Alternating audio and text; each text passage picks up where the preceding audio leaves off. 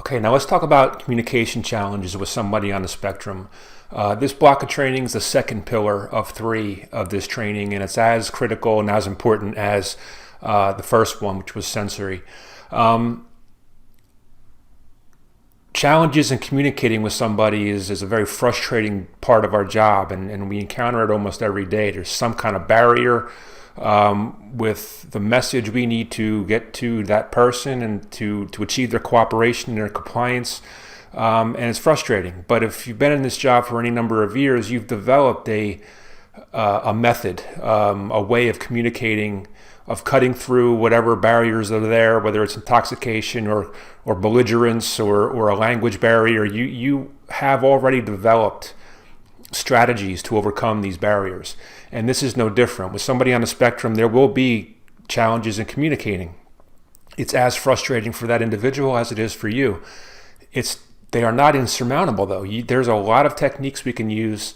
If you are nimble, if you are persistent, if you're patient, and if you apply some of the things we're going to go over here, you'd be amazed at the level of communication, cooperation, compliance, understanding that you can achieve with somebody who you otherwise would have discounted or written off as not being able to communicate with, including witnesses to crimes, including interviewing victims of crimes, including a vast array of things that you may not now understand is open to you. So let's get into it, okay?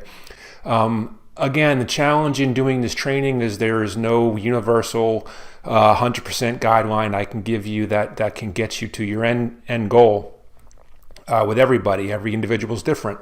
What I'm trying to do is give you a tool bag of resources you can use and a knowledge base you can dip into. And like I said, if you're nimble and you can adjust and you can pivot on the fly and try different things, you can get to where you need to go, okay?